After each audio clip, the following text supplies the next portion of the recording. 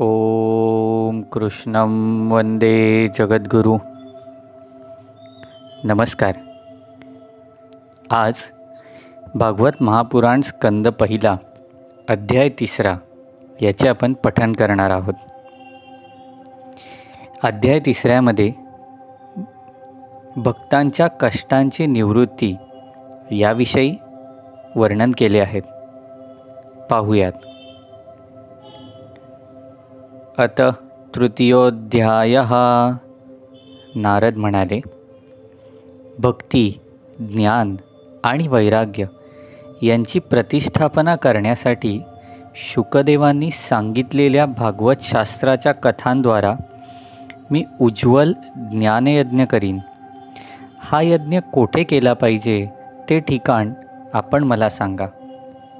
आपण वेद जाणणारे आहात, तेव्हा शुकांनी सांगितलेल्या शास्त्राचा महिमा आपण मला सांगा.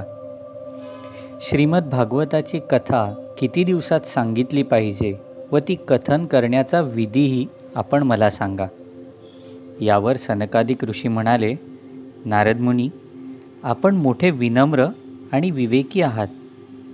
आम्ही आपणास सविस्तर सर्व काही सांगतो, ते तुम्ही शांत चित्ताने ऐका.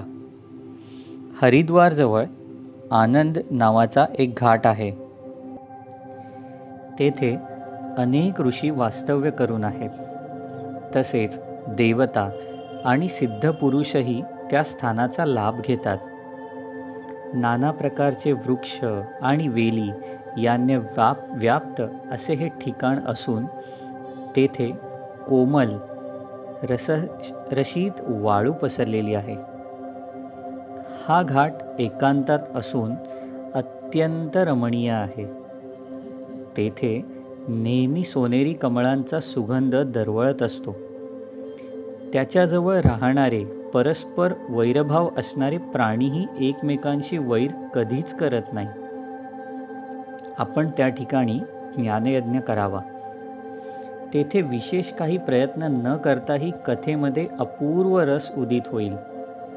आपल्या दृष्टीसमोरच दुर्बल आणि वृद्धावस्थेत पडलेल्या ज्ञान आणि वैराग्याला आपल्या बरोबर घेऊन भक्ती कथास्थानी येईल. जेथे श्रीमद भागवत कथा चालू असते तेथे भक्ती इत्यादी स्वतःहून जातील. तेथे कथेचे शब्द कानी पडताच या तिघांना तारुण्य प्राप्त होईल. यावर सूत म्हणाले, असे असूनही सनकादिकही नारदांबरोबर श्रीमद भागवत कथामृत ऐकण्यासाठी तेथून ताबडतोब गंगा तटाकी आले. ज्यावेळी हे सर्व गंगेच्या किनारी पोहोचले त्याचवेळी भूलोक, देवलोक आणि ब्रह्मलोक अशा सगळीकडे तेथे जाण्यासाठी धांदल उडाली. भागवत कथामृतापानासाठी जे रसिक विष्णुभक्त होते ते सर्व धावत धावत आधी आले. भृगु, वसिष्ठ, गौतम, मेधातिथी, देवल, देवरात, परशुराम, विश्वामित्र, शाकल, मार्कंडेय, दत्तात्रेय, योगेश्वर व्यास आणि पराशर, छायाशुक, जाजली आणि जुहू असे अनेक प्रमुख मुनिगण आपापले पुत्र, शिष्य आणि पत्नी समवेत प्रेमभाराने तेथे आले. यांच्याखेरीज वेद, उपनिषदे, मंत्र, तंत्र, 17 पुराणे आणि 6 शास्त्रे तेथे मूर्तरूप धारण करून आली. गंगा आदी नद्या, पुष्कर आदी सरोवरे, सर्व तीर्थक्षेत्रे, सर्व दिशा, दंडकारण्य आदी अरण्ये, हिमालय आदी पर्वत, तसेच देव, गंधर्व, दानव असे सर्वजण कथा ऐकण्यासाठी आले. स्वतःस श्रेष्ठ समजणारे जे आपणाहून आले नाहीत त्यांची महर्षी भृगूंनी समजूत घालून त्यांनाही तेथे आणले. त्यावेळी श्रीकृष्ण भक्त सनकादी नारदांनी दिलेल्या उच्च आसनावर कथाकार म्हणून कथा ऐकविण्यास बसले. त्यावेळी सर्व श्रोत्यांनी त्यांना नमस्कार केला. श्रोत्यांमध्ये वैष्णव, विरक्त, संन्यासी आणि ब्रह्मचारी पुढे येऊन बसले, तर नारद मुनी त्या सर्वांच्या पुढे बसले. एका बाजूला ऋषीगण, एकीकडे देवता, एकीकडे वेदोपनिषदे, एकीकडे तीर्थक्षेत्रे बसली, तर दुसऱ्या बाजूला स्त्रिया बसल्या. त्यावेळी सगळीकडे जय जयकार, नमस्कार आणि शंखांचे आवाज होऊ लागले. तसेच बुक्का, गुलाल, फुले आदींची उधळण होऊ लागली. कधीकधी प्रमुख देव तर विमानात बसून सभेत बसलेल्या सर्व लोकांवर कल्पवृक्षांच्या फुलांची उधळण करू लागले. यावर सूत म्हणाले, अशा प्रकारे जेव्हा सर्वजण एकाग्रचित्तीत झाले, तेव्हा सनकादिक ऋषी मुनीवर नारदांना श्रीमद भागवताचे महात्म्य स्पष्ट करून सांगू लागले. यावर सनकादिक म्हणाले, आता आम्ही आपल्याला या शुकशास्त्राचा महिमा सांगतो. याच्या केवळ श्रवणाने मुक्ती हाती लागते. श्रीमद भागवताच्या कथेचे नित्य सेवन करावे. या कथेच्या श्रवणाने श्रीहरी हृदयात विराजमान होतात. या ग्रंथांचे 18,000 श्लोक आणि 12 स्कंद आहेत. यात श्री शुकदेव आणि राजा परीक्षित यांचा संवाद आहे. आपण हे भागवत शास्त्र लक्षपूर्वक ऐका. जोपर्यंत एक क्षणभर का होईना या शुकशास्त्राची कथा कानी पडत नाही, तोपर्यंत हा अज्ञानी जीव संसार चक्रात नेहमीच भटकत राहतो. इतर अनेक शास्त्रे आणि पुराणे ऐकून काय लाभ होणार? त्यामुळे तर भ्रम उत्पन्न होतो. मुक्ती देण्यासाठी केवळ भागवत शास्त्रच पुरेसे आहे. ज्या घरात नित्य श्रीमद भागवताची कथा होते, ते घर तीर्थक्षेत्र होऊन जाते. आणि जे लोक अशा घरात राहतात, त्यांचे सारे पाप नष्ट होऊन जाते. हजारो अश्वमेध यज्ञ आणि शेकडो वाजपेय यज्ञ या शुकशास्त्राच्या 16व्या भागाचीही बरोबरी कधीच करू शकत नाही. हे तपोवन हो, जोपर्यंत मनुष्य मात्र श्रीमद भागवताचे अवधानपूर्वक श्रवण करीत नाही, तोपर्यंतच त्यांच्या शरीरामध्ये पापांनी ठाण मांडलेले असते. फलाच्या दृष्टीने पाहिले तर गंगा, गया, काशी, पुष्कर किंवा प्रयाग ही तीर्थेही शुकशास्त्र कथेची बरोबरी करूच शकत नाहीत. जर आपल्याला मोक्षप्राप्तीची इच्छा असेल, तर श्रीमद भागवताच्या अर्ध्या अगर चतुर्थांश श्लोकाचा स्वमुखाने नित्यनियमाने पाठ करीत जा. ओमकार, गायत्री मंत्र, पुरुष सूक्त, तिन्ही वेद, श्रीमद भागवत, ओम नमो भगवते वासुदेवाय हा द्वादक्षरी मंत्र सूर्य भगवान, प्रयाग, संवत्सर रूप काल, ब्राह्मण, अग्निहोत्र, गाय, द्वादशी तिथी, तुळस, वसंत ऋतू आणि भगवान पुरुषोत्तम या सर्वांना बुद्धिमान लोक तत्वतः समान मानतात. जो पुरुष नित्य अर्थासहित श्रीमद भागवत शास्त्र पठण करतो, त्याच्या कोट्यावधी जन्मांचे पाप नाहीसे होते. यात मात्र मुळीच शंका नाही. जोपर्यंत नियमाने भागवताच्या अर्ध्या किंवा चतुर्थांश का होईना श्लोकाचा पाठ करतो, त्याला राजसूय आणि अश्वमेध यज्ञ केल्याचे पुण्य प्राप्त होते. नित्य भागवताचा पाठ करणे, भगवंतांचे चिंतन करणे, तुळशीला पाणी घालणे किंवा गायीची सेवा करणे हे सर्व एकसारखे आहे. जो पुरुष अंतकाळी श्रीमद भागवत ऐकतो, भगवान त्याच्यावर प्रसन्न होऊन त्याला वैकुंठ धामाला नेतात. जो पुरुष सुवर्ण सिंहासनासह भागवताचे दान विष्णू भक्ताला देतो, त्याला भगवंतांचे सायुज्यपद अवश्य प्राप्त होते. ज्या अज्ञानी माणसाने आपल्या संपूर्ण आयुष्यात चित्त एकाग्र करून भागवतामृताचा थोडासुद्धा आस्वाद घेतला नाही, त्याने आपला सर्व जन्म चांडाळ आणि गाढवासारखा व्यर्थ घालविला. आणि एवढेच नव्हे तर आपल्या मातेला केवळ प्रसव वेदना देण्यासाठीच तो म्हणून जन्माला आला. ज्याने हे शुकशास्त्र थोडेसुद्धा ऐकले नाही, तो पापात्मा जिवंत असून मेल्यासारखाच आहे. स्वर्गलोकातील इंद्रादी प्रधान देवताही असेच म्हणतात की पृथ्वीला भारभूत असणाऱ्या अशा पशुतुल्य माणसाचा नेहमी धिक्कार असो.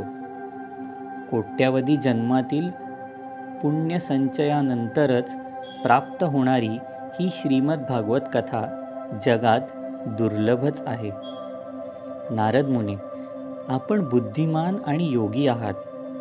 आपण प्रयत्नपूर्वक ही कथा ऐका. ही कथा ऐकण्यासाठी ठराविक दिवसांचेच असे काहीही बंधन नाही. नेहमी ऐकणेच हे चांगले. ही कथा सत्याचरण उत्तम समजले गेले आहे. परंतु कलियुगात असे होणे कठीण असल्याने ही कथा ऐकण्याचा शुकमुनींनी सांगितलेला विशेष विधी समजावून घेतला पाहिजे. कलियुगात पुष्कळ दिवसांपर्यंत चित्तवृत्ती ताब्यात ठेवणे, नियमांना बांधील राहणे आणि केवळ एखाद्याच पुण्यकर्माला वाहून घेणे अवघड असल्याने 7 दिवस श्रवणाचा विधी सांगितला गेला आहे. श्रद्धापूर्वक केव्हाही श्रवण केल्याने किंवा माघ महिन्यात श्रवण केल्याने जे फळ प्राप्त होते तेच फळ 7 दिवस श्रवण विधीमध्ये श्री शुकदेवांनी सांगितले आहे. मनाचा निग्रह नसणे, अनेक रोगग्रस्तता किंवा कमी आयुष्य, तसेच कलियुगात अनेक दोष, यामुळे सप्ताह श्रवणाचेच विधान सांगितले गेले आहे. जे फळ तप, योग आणि समाधीमुळे मिळत नाही ते संपूर्ण फळ सप्ताह श्रवणाने सहजगत्या प्राप्त होते. सप्ताह श्रवण, यज्ञ, व्रत, तप, तीर्थयात्रा, योग, ध्यान आणि ज्ञान या सर्वांपेक्षा श्रेष्ठ आहे. अहो, याचे वैशिष्ट्य काय वर्णन करावे. हे सप्ताह श्रवण तर सर्वात श्रेष्ठ आहे. यावर शौनकांनी विचारले, ही तर आपण मोठी आश्चर्याची गोष्ट सांगितली. हे भागवत पुराण निश्चितच योगवेत्ते ब्रह्मदेव यांचे आदिकारण असणाऱ्या श्री नारायणांचेच निरूपण करीत आहे. पण मोक्षप्राप्तीसाठी ज्ञान तसेच इत्यादी सर्व साधनांचा तिरस्कार करूनही या युगात या पुराणाची ख्याती कशी झाली हे तुम्ही आम्हाला सांगा.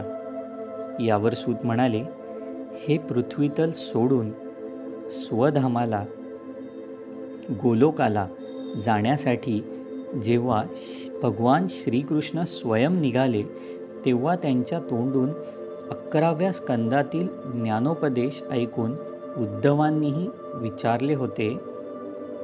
यावर उद्धव काय म्हणतात, हे गोविंद, परंतु माझे मन चिंताग्रस्त आहे.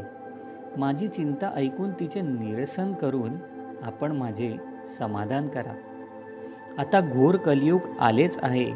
आता पुन्हा अनेक दुष्ट प्रगट होतील, ज्यांच्या संसर्गाने जेव्हा अनेक सत्पुरुषही क्रूर स्वभावाचे होतील.